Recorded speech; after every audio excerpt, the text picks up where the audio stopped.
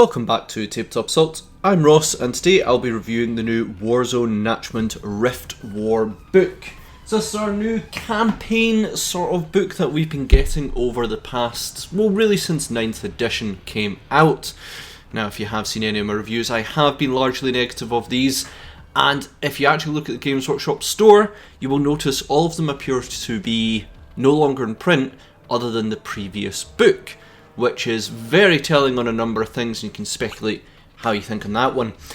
So how it's going to work is I'm going to start with a TLDR, just giving you an idea of what I think about the book as a whole, give you sort of each breakdown just so you can get a quick summary, and then I'll go into each sections that pertain mainly to the matched play rules. I don't really go into the lore side of it or into the Crusade rules, though I do agree that this book should focus on that. I'm mainly looking at the matched play stuff. Starting off with my summary here, overall the book seems to be more focused on narrative now. I kind of think there's Crusade rules in there and everything, and I think this is the way campaign books should be. Looking at lore, looking at ideas and stuff for Crusade, having matched play stuff in there, especially when they're spread out over various books, is really not good. It makes it super expensive to buy a limited amount of pages of rules, and I think people generally, in all honesty, are not buying these books if they need them for rules, because it can be as much as 3 pages that they need. Sometimes 4, but very rarely is it more than that. We do have 2 forces in this book that have other rules and other campaign books, which just makes the price go up way more for collecting these forces. Really, if they are going to go with some supplement books, which I agree they should to a degree, and doing them well should be the main thing, is that no codex should have more than 1 supplement book, and that book should have various ways, different ways of playing a book, playing a force. But having them spread out like this is a terrible way to do it. So what do you get actually for match play in this one? You do get codex supplements, Space Marine Castellans of the Rift. Didn't rate that very high. People just are not into, I think they may have stretched the Space Marine one too far, because you obviously have your main supplements for Space Wolves, Dark Angels, etc. And then creating this other one for Castellans of the Rift. When you make supplements, people have to really, I think, care for the force. It has to be something personal, and that is things like Imperial Fists, etc. when it is like a main force. Maybe people play Castellans of the Rift for the rules, we'll go into that. But generally it is going by the standard 3 warlord traits, 3 relics, 8 stratagems, which, if you're going to expand forces to have more supplement orientated ideas, for instance Imperial Fists, when you play them, that their stratagems, relics and warlord traits are more geared towards them than standard Space Marines. Cool, I like this. I think that would work throughout the game quite well. Have your codex be generic playing, and then these supplements expand upon them on the specific dynasties or legions, etc. But don't do it spread throughout books, that's terrible. And Army of Renown is Thousand Suns. I've rated this very low, very low. I just think that Thousand Suns already lack a huge amount of variety, so when you're taking more away, it can be a little bit damaging. I just think maybe this was not the army to go with Army of Renown. Thousand Suns needs more to it. It needs additional units. I have suggested a few from Forge World that I think would be excellent. Restricting them, though it is mainly vehicles, which I don't think people were too bothered about. I didn't see Thousand Suns Predators flying off the shelves. I just feel that this was not really the force to do it with. Maybe people want to play Brayherd sort of orientated forces, but I just don't see it with this one. We also have Armour Renown, Drukhari, Coteries of the Haemonculi, which again is your standard 3 warlord traits, 3 relics, 8 stratagems. I just think that they also have the Driven by Fear rule, which is replacing Drukhari Obsessions. Don't know if is one of the better ones. I didn't really rate it, and I'll go into that in further detail. But simply put, as another one where you've got another Drukhari force split off away, it's just not so good. You've now got, I think, the Witches supplement. I can't remember who it was for their witch, their cult, and then you've got another one in this book. It's just not great. So yeah, that's my summary. Let's go into a bit more detail into each one of these. Starting off with Castellans of the Rift supplement. Now, I always like to start when we have supplements that are spread over multiple books to just go over them. And with Space Marines we do have a wee bit. So the Codex came out in October 2020, which was about £32.50.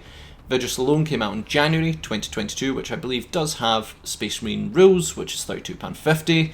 only about 4 pages of relevance, and now we have Rift War, which came out in May 2022, which is again £32.50. I think, because at the moment of recording this, I don't know, but I'm going to speculate that's probably going to be the case. And again, 4 pages of relevance. That is £97.50, I believe, and 65 is only for 8 pages of direct rules.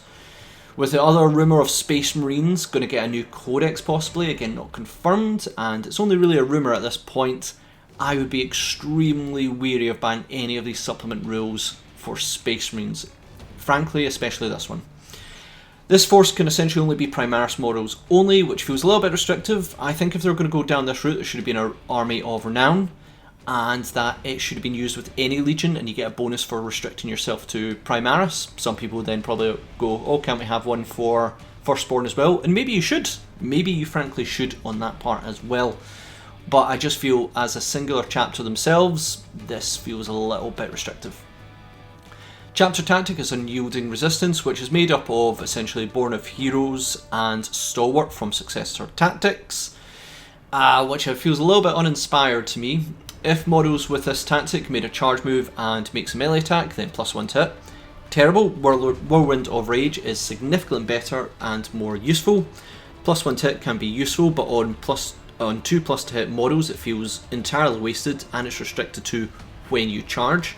I feel there should be a reward if you hit on a 7+, you get something better, like maybe +1 AP and +1 damage, so that your characters, when they overroll essentially, they get a bonus. That would be really, really good, I feel.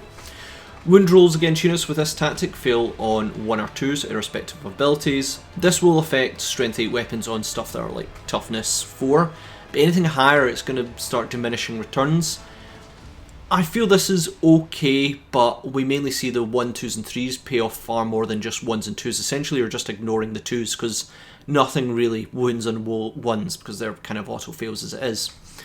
Warlord traits, we have Hit and Run Master. In the command phase, select a friendly unit within 9 inches. Until the end of the turn, that unit can fall back and still fire. Helpful for a backfield support character who is helping a ranged unit. As it applies to more than core units, that's going to be useful. There will be units that you maybe have in the back that are not core and they're going to be in sort of trouble and they need to fall back. Yeah, helpful but situational. Really, if your opponent's not going to deep strike in and come after these units, then it's not going to be as useful, but I think it's not a bad one to have. Exemplar of the chapter, Warlord gains 1 attack and Warlord ignores wounds on 1, 2 and 3. I'm annoyed this is kind of just a slight improvement on the Legion trait plus an extra attack. It's just seems very, very weird, but it is an extra trait, an excellent trait for survivability and the additional attack. But just feels weird that you're just upgrading your trait slightly, but it could be useful. Tip of the Spear, at the end of the movement phase, select one enemy unit within 12 inches invisible to the Warlord. Until the end of the turn, friendly core units can reroll charges against this unit if they are one of the targets. Great for aggressive lords. I remember in a couple of previous armies it used to be, I think this was in Necrons, that you had a 6-inch order and any unit could reroll charges near your lord, and it created a bit of a problem. This I think was more in 8th edition, where if you charged with the lord and got into combat, then you kind of couldn't use the aura ability because you might have outranged your previous unit that you use the reroll charge, and you may charge with the unit first and get that reroll, but then you might make it more difficult for the lord to actually get into combat because the unit's now in the way, if that makes sense. I like this way better, is that you select the unit and then everyone gains that buff to be able to reroll the charge, so I think that's not a bad one. Relics Myrmic's Wrath replaces Heavy Bolt Rifle, range 36, rapid fire 2, strength 6, AP -4 and damage 1. Now I'm not sure about this one, mainly because I don't know who can actually use this. Most characters appear to have a master crafted version, which has the, I think, damage 2 or something, but either way it shouldn't actually replace this. So there's nice high AP, but I'd still prefer like AP -2 and 2 damage. Let me know who can use this, because I went through the codex and I couldn't work it out, or is this just bad design, or am I missing something? Let me know, but I really tried to look through various characters and couldn't find it. Primarch's Codex, priest only, reroll litanies, inspire rolls, add 3 inches to litany range to max of 12 inches. Handy to make litanies more reliable, fine. And Gauntlet of the Imperium replaces Boltstorm Gauntlet. Range attack is range 12, strength 5, pistol 3, AP minus 2, and damage 1. And the melee attack is melee, strength times 2, AP minus 3, and damage 3. I think the ranged part of this is a bit of a mistake because it seems to be reduced range. However, overall I kind of like this one. Having the extra damage and no -1 means an absolute melee captain is going to be a pretty massive unit, hitting at strength 8, -3 and 3 damage. I think that is really, really good for a generic lord. The problem is when you have a lot of relics, which Space Marines do, and when it comes to the combat ones, people are going to assess which one is mathematically better. I think this is a really good, strong contender, but again, I know that there's various ones that people are quite positive on, so whether this one's the best one or not, I don't know, but overall, if I was to get that in many of my forces, I would be delighted. Last of the relics, we've got the Armour of Pharaon. Model can fight first and heroically intervene 6 inches horizontally and 5 inches vertically. Good for a bit of control. Recently got caught out on a mass heroic intervention, I think it was Space Wolves, and it really proved quite useful. The only thing I'd say is that no Primaris character has the fly keyword, other than Shrike I think it is, which obviously you can't use. And that seems a little bit weird, it can be a bit difficult fitting your units in, but it can be very, very useful, certainly for counter-striking. In stratagems we have Unfailing Nerve, 1 command point, using the shooting phase with core unit. Till the end of the phase, bolt weapons that target unit within half range improve AP by 1. Very useful for 1 command point. Full squad of bolt weapons can be very useful. I think it's now going to be even more useful now we're seeing Armour of Contempt, and that's going to affect a lot of armies, so boosting AP now may be a lot more desirable. Let Them Come, -1 command point. Using the fight phase with core unit. Until the end of the phase, if that unit was charged, add 1 to the hit rolls. It's a little bit odd. Space Wolves get this in, I think, all situations. Correct me if I'm wrong on that one. And it's a bit reactive. So if you're going to get charged, there is a high likely case that you are going to suffer the damage first unless you intervene, and then it's going to become a lot less desirable. I can see it being useful, but it's a reactive one that you may have already suffered damage, and that's not ideal. Unbroken and Unbound for 2 or 3 command points, using the opponent's shooting phase on one of your core infantry units when selected for an attack. While that unit is within range of an objective marker, then units models ignore wound rolls of 5+. 5 models, it costs 2 command points, otherwise it is 3. Overall not bad. If you've got a big unit you need to really survive on a point, or it's really, really tough, this is going to add to survivability. And Push Them Back, which is 1 command point, using the shooting phase when one of your units shoots. If that unit targets an enemy in your deployment zone, you can reroll all hits.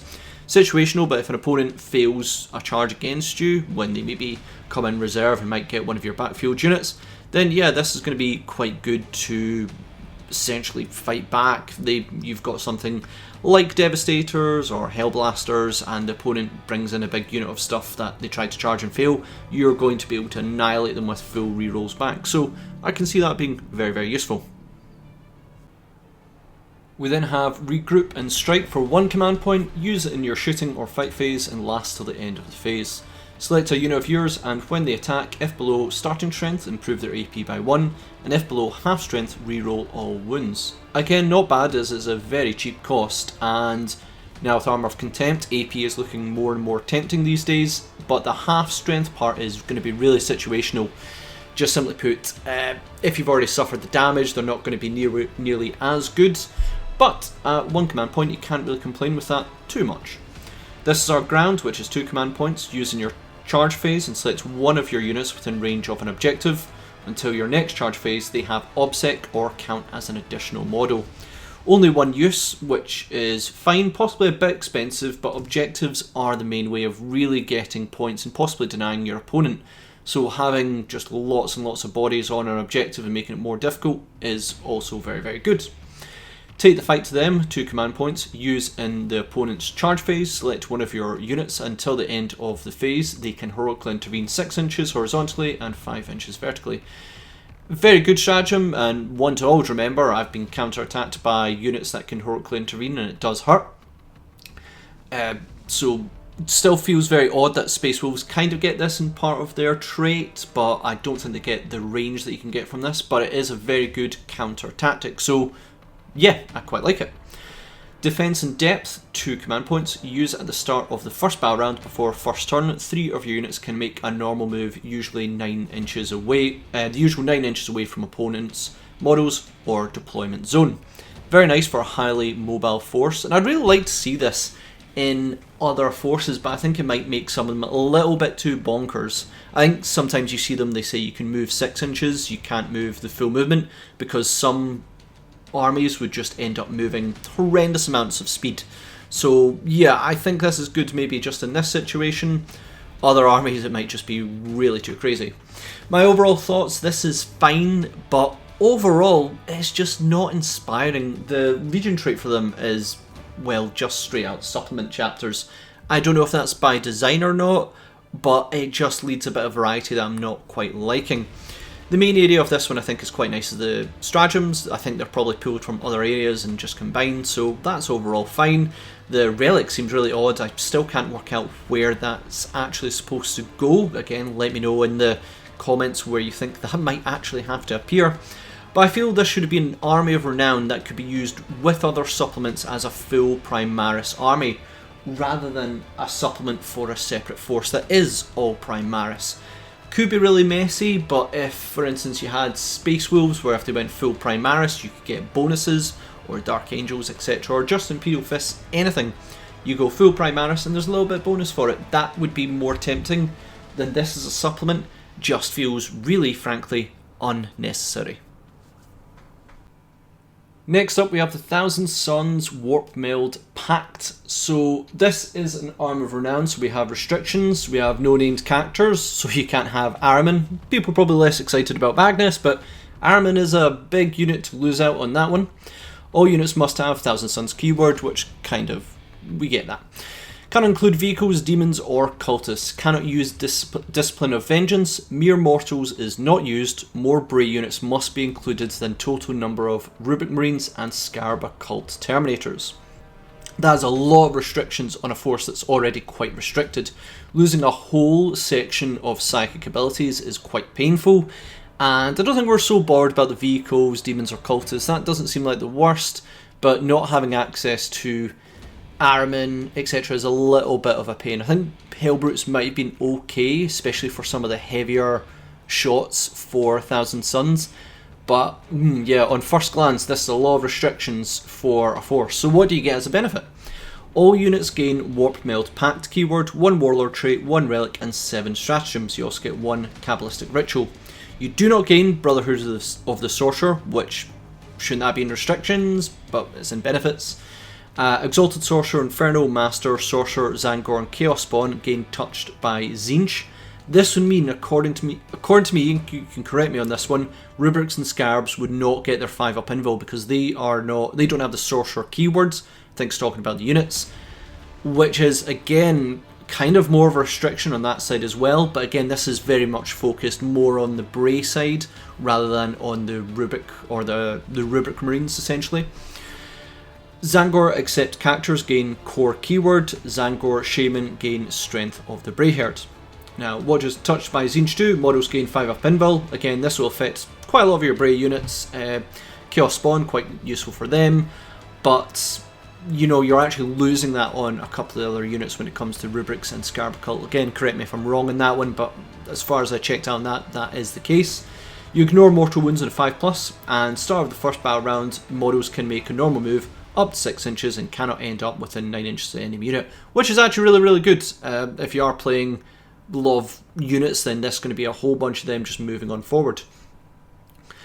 Strength of the Brayherd, if this unit is within 6 inches of a friendly Zangor unit at the start of your psychic phase with a combined model count of 15 or more, gain 1 Cabal point.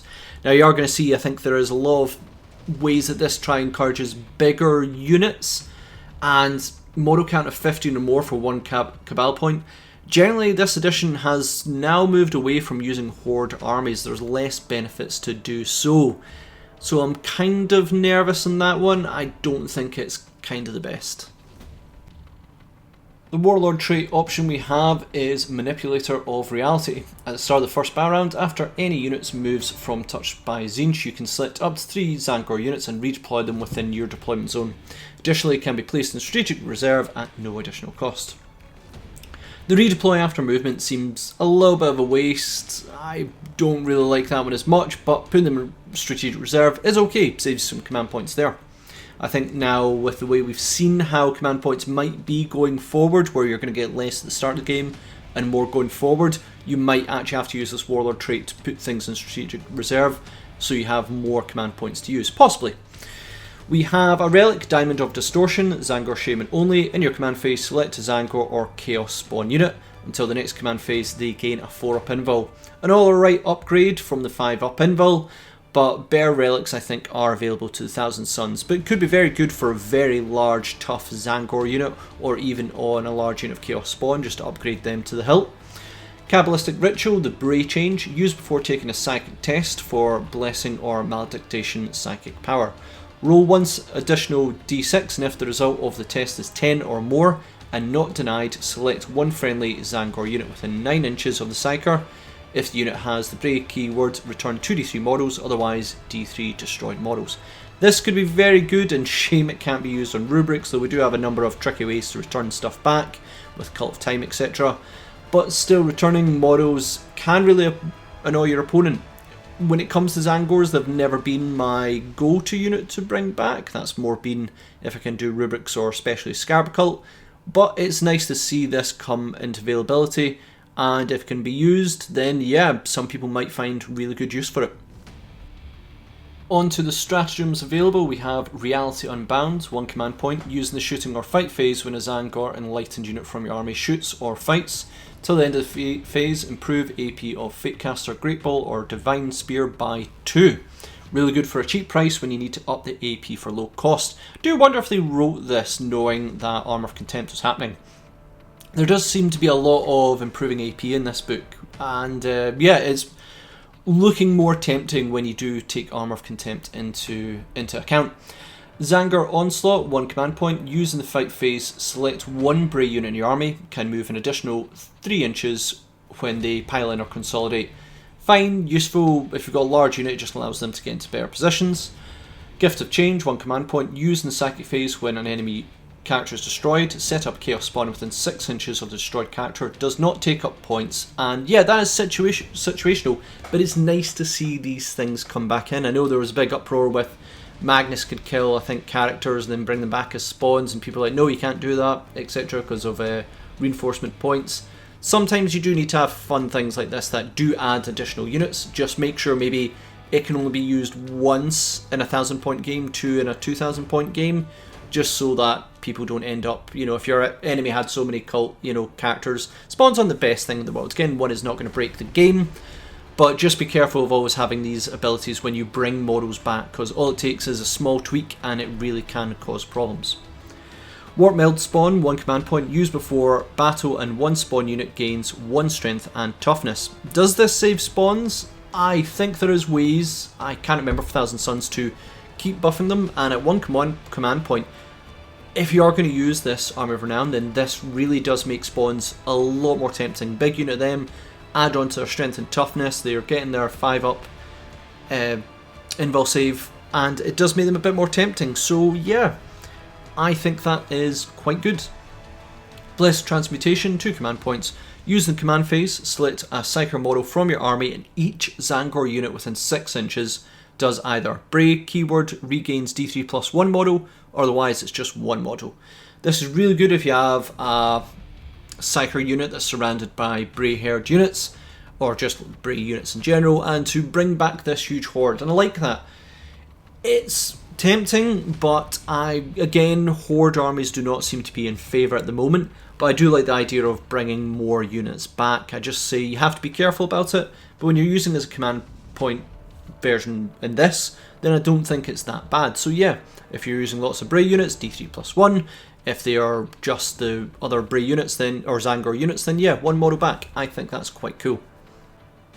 Twisted Mirage, which is 2 command points, used in the opponent's charge phase when a friendly psyker character from your army is selected as a target of a charge. If that unit is within engagement range of enemy units, it can normal move 6 inches. Until the end of the phase, that unit cannot overwatch or set to defend, and enemies can still choose a new target. I really like this stratagem, reminds me very much of the one from Adeptus Mechanicus, and it just gives you a good way to get out of the way if in case your opponent tries to charge you. And they can still charge something else, which I think is good gameplay. I'd hate it if you're basically using this to deny a charge overall, your opponent couldn't choose another target. That would make it way too good. So this means that, alright, you can't have this unit, you can go for something else. I think that's very fair and a good stratagem to keep in mind. Inferior Existence, 1 command point, used in your movement phase when a Zangor unit from your army is selected to move. Till the end of the turn, whenever that unit makes a normal move, advances, falls back or charges, move horizontally through terrain and models but cannot finish a move on top of another model or base. I partly go, does this mean you can end a normal move in engagement range? But I guess it's kind of like all normal other rules kind of apply here. You can't normal move or advance into engagement range. It just means that you can move through them. Yeah, that's fine. It's one I think we've seen throughout the editions happen before, things move other models, etc. And yeah, can be tempting, situational, but yeah, overall not bad. Ultimately, I think this is a bit of a tricky situation. Rubrics and Scarabs, who are already pretty good, are going to become far better with Armour of Contempt, and I think far more tempting to use and just be a much more fun unit than Zangors. If you're going to use a lot of Zangors, I think just with the extra survivability from Armour Contempt is just going to push Rubrics and Scabs into another area of being more desirable. We'll see once point updates come about what that case might be, but the game as well is not favouring large units either. So this idea that some of them they want to recover models, maybe a bit better if you take smaller units and then you recover onto multiple of them, but it just doesn't seem tempting. I think when it comes to Thousand Suns, the main problem is they're a bit of the opposite Death Guard, where Death Guard have lots of different units that they can choose from. Thousand Suns just do not, and I really hate them using Helldrakes. Thousand Suns do not seem like an army that really should be using Helldrakes. It seems so odd for them. There's options in Forge World, Assyrian Dreadnoughts. I would buy 1, maybe 3, because they're really, really cool units, if they could be used by Thousand Suns. I don't think this is what Thousand Suns needs. Thousand Suns need more units and more variety, not an army and rules that uses less. Finally, we come to Drukhari, Coteries of the Haemonculi. So again, an army of renown. Now the restrictions that apply are all units must be Homunculus Covens or Blade for Hire, and the Warlord must be Homunculus Coven. Thank goodness they did include the Blades for Hire, otherwise this would be a really restricted force, but having the Blade for Hire does give a bit of variety. So the benefits are all units gain Coteries of the Haemonculi keyword, 3 Warlord traits, 4 relics and 8 stratagems, and units gain Driven by Fear. What is Driven by Fear? The units never gain a Drukhari obsession, which can be quite a big cost in that one, but each time this unit is selected as a target of an attack, when below half strength, then they ignore wound rolls on a 4+, and same as above but applies to mortal wounds, and units can charge in the turn that they fall back. Now I really don't like this. There could be elements here that I am missing, but when it comes to the point of your half strength, then yeah, there's going to be a huge amount of survivability, but you are half strength to even activate this. Having that much damage done to you can make the units less usable, and you're giving up Drukhari obsessions on top of it. I think that might possibly be a little bit too much of a sacrifice, to be honest, especially in units that are low amount of models in their unit anyway. They're going to more or less not really see any benefit whatsoever. The Warlord traits available are Calculating Gaze, Homunculus Coven core units in 6 inches can reroll hit rolls of 1. I mean, that's pretty standards. It's fine. I guess with Homunculus that's going to be very, very useful. So yeah, not bad. Schemer Supreme. While in the battlefield, gain 1 command point on a 5+ each time your opponent spends command point on a stratagem. Again, pretty standard, but fitting that happens when your opponent does something almost like a punishment to them. However, be cautious of opponents that spend a lot of command points pre-game. Now, I think as the game moving forward, from what we've seen announcements, we might actually see people not spending as much command points pre-game, so this one has become even more tempting on that side. I know when I play Coteries, I spend a whole bunch of command points before the game. I'm now going to have to really think about that a little bit more, so this could have much more of a benefit. Artist of the Dark Alchemy, once per turn, after rolling to determine the number of attacks made with a weapon by a friendly Haemonculi Coven core model within 6 inches, you can reroll the number of attacks made with that weapon till the end of the phase. Each time you roll to determine the number of attacks made with a weapon by a model in that unit, you can re-roll. Very oddly worded. I've tried to get it as best as I can. I suppose it's to make it as clear as possible. Personally, I prefer this as stratagem rather than a warlord trait, and it can be good, say if there's d6 attack stuff that you need to re-roll.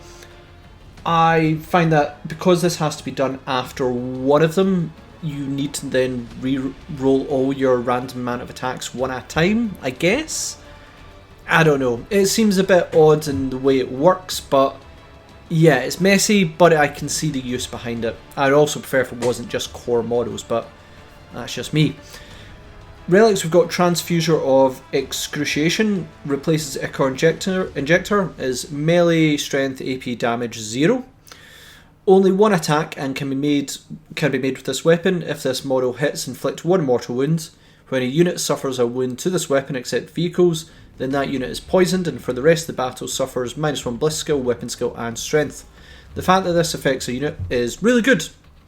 You know, you're not just poisoning one model. But the best way to debuff a unit is to kill it. So this requires you to be in melee. I think that's a big ask. If you get something in melee, you kind of want it dead. I suppose when we're playing with Haemonculi, we want to have this survivability about us and to really hold out. Yeah, I can see it being useful, but really, if you're facing units like this, you kind of just want them dead. Next relic is Mask of Torment. At the start of the morale phase, select one enemy unit within 12 inches. Until the start of your next command phase, subtract 4 from the leadership of models in that unit. -4 is a fairly big deal. Many units will fail after a few casualties and begin to lose units, or models. Even more so, activate this in your morale phase and it lasts to your next command phase. And I believe you can also do this again in your enemy's morale phase to then affect another unit. And yeah, I think that could be quite good to just have a fair bit of debuffs. I don't know if you can do that, but by wording, I guess you can. Stinger Engorger Pistol replaces Stinger Pistol. Range 12, Pistol 5, Strength 2, AP 0, Damage 1, Poison 2+. After resolving attacks, if the unit suffered 1 or more wounds, excluding vehicles, until the end of the turn, anytime another unit attacks the affected unit, improve the AP by 1. Really good debuff weapon. Short, 12 inches, but I kind of suspect that when it comes to homunculus stuff. But if you've got 0 AP on it, might be a little bit unreliable, but you do have 5 shots, all of them wounding on 2s, so I think at least one of them might get through to a wound, and then you're getting that extra AP bonus. So I think that's overall quite good. Bio-targeting Orb. At the start of the first battle round, select an enemy unit on the battlefield, excluding vehicles, and until the end of the battle, the bearer gains the ability 6-inch Homunculus Coven Core or characters within 6 inches of this model gain +1 to hit when targeting the selected enemy unit. A little bit complicated, I think, for just a +1 to hit bonus. You know, you're needing a pre-game choice, and you need units in range of your HQ, and you're targeting only one unit that may be shot off the board by something else. I think this should have been +1 to wound. It's got too many areas of it that I just think don't benefit well. If you're going to get +1 to hit, maybe make it simple, because there's so many ways to get pluses to hit, and minuses to hit, to be fair. But when it's a little bit more complicated like this, it should probably be +1 to wound. On to stratagems, we have Rule Through Fear, which is 1 command point. Used before the battle, select one of your characters, and until the end of the battle, add 3 to aura abilities and 3 to abilities in the command phase. Can be used once, twice in strike, and 3 times in onslaught. Situational at best, I usually don't really mind increasing my aura abilities by 3 inches, etc. But there might be character situations where this is useful. Art of Poisonry, 1 command point, used before the battle. Select one of your core units. If they have Poison 4+, upgrade it to 3+, can be used once, twice in strike, 3 times in onslaught. Again, this is actually very, very useful, adding essentially +1 to wound to a unit throughout the game. So if you find a big poison unit, very, very useful. Wealth and Power, used before the battle, select one core unit in your army. Until the end of the battle, add 1 to strength of ranged weapons in that unit. Can be used once, twice in strike, and 3 times in onslaught. Though could be extremely helpful in other armies. In fact, it would be very useful in other armies. There'd be plenty who would just straight up spend 3 command points to advance core unit strength easily on ranged weapons. I think this faction might be a little bit wasted. If there are good options, let me know. It's maybe my limited use of knowing current Drukhari rules. But I just think this is a great stratagem, just maybe not quite the army to use it for. But let me know if I'm wrong in that one. Brutal Vivisection, 1 command point, used in the fight phase when a model from your army destroys an enemy model, excluding vehicles. The next time that unit is selected to fight until the end of the phase, subtract 1 from wound rolls for models in that unit. Yeah, pretty good. Anytime you influence a wound roll, it's generally fairly good, and this one is no exception at all. If you charge in, cause some damage, and hinder your opponent's ability to fight back, very, very good. Visions of Butchery, which is 1 command point, used at the end of the charge phase, select an enemy unit within engagement range of one of your units, roll a d6, and on a 2+, they lose OBSEC. Very useful for 1 command point, just being able to give you a reliable stratagem to just control objective markers and an easy way to then influence of getting more points. Mercies of the Haemonculi, 1 command point, used in the fight phase when an enemy is destroyed by one of your models. That unit gains ignore wounds on a 4+ till the end of the game. Fairly odd seeing as you gain this once you've damaged and once your unit is damaged enough, but say you have a Talos unit, it's fairly undamaged, they wipe out a unit, they can then benefit from this for 1 command point, and that seems quite a good bargain.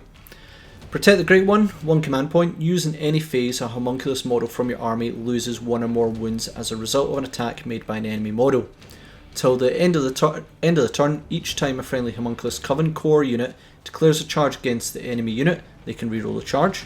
Each time a Haemonculi Coven core unit makes an attack against that unit, they can also reroll the hit and wounds. A bargain for 1 command point. The only trick is you need to have a homunculus actually lose a wound, and I'd imagine it would also work if the homunculus model is destroyed as well. But it is a way to really debuff a certain unit to have reroll hits and wounds on them from core models. Now, depends really on the Homunculus Coven core units that you're using, but it really is quite a big debuff to say that unit is going to now have reroll hits and wounds on it for the rest of the turn. That could be quite a scary prospect. Venom of Agony's Atrophy, 1 command point, used in any phase when an enemy model, excluding vehicles, loses 1 or more wounds as a result of a poisoned weapon from a model in your army. Until the end of the next turn, -1 attack, 2 models in that unit. Fantastic stratagem on that one there. Just another really good way to debuff one of your enemies.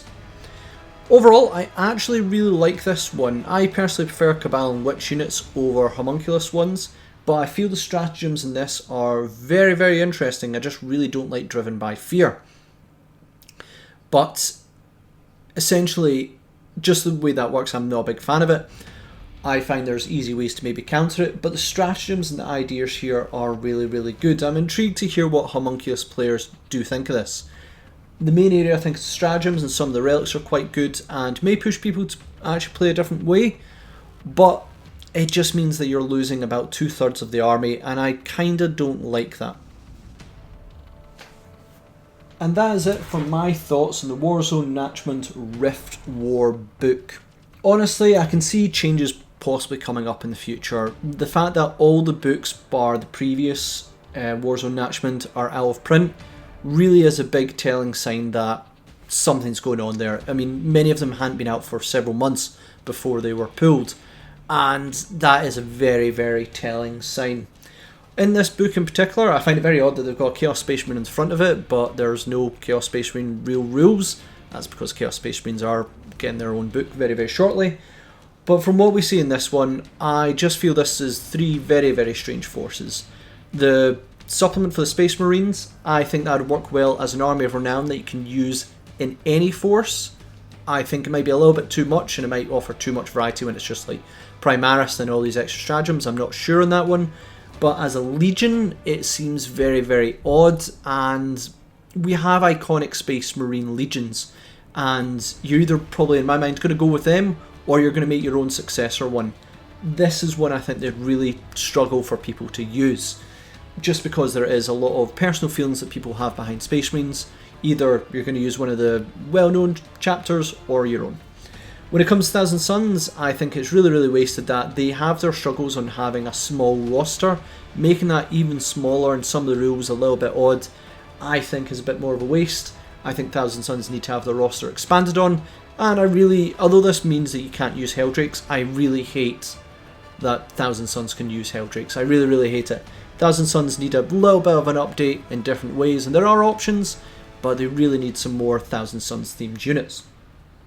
And finally we come to the Coteries of the Haemonculi. I think this one's probably the strongest of all of them. I think it's only really let down by giving up the Drukhari Obsession for the one where you really need to take some damage before you see a big benefit. But the stratagems and ideas behind are actually pretty solid. So, what I'm going to say in this one, overall, you know I'm very negative on these books. I do not think they're good. And there's elements on them that are good, but they need to be more value for money for the customer. And so far, I don't see it. They are getting more into the sort of crusade rules and everything as well, which I think for campaign books, that's a good thing. But for match play, again, we're just not quite seeing it yet. But I do feel that Games Workshop are seeing that, probably reflected in their sales. And they must be thinking of something that they need to do on that side as well. So thanks again for watching. What do you think of these campaign books? I'm intrigued to see what other people's thoughts are on them. And please check us out on social media where you can see the upcoming projects we are working on. I'm still working on Imperial Fists, finishing a few units off at the moment. And then moving on to, I don't know, I've got so many things on my table, I can't quite remember. I know I've got some scenery to do, I have some admech to do, but there's always new projects ahead. So thanks again for listening, and we'll see you on our Tabletop Assault Battle Report.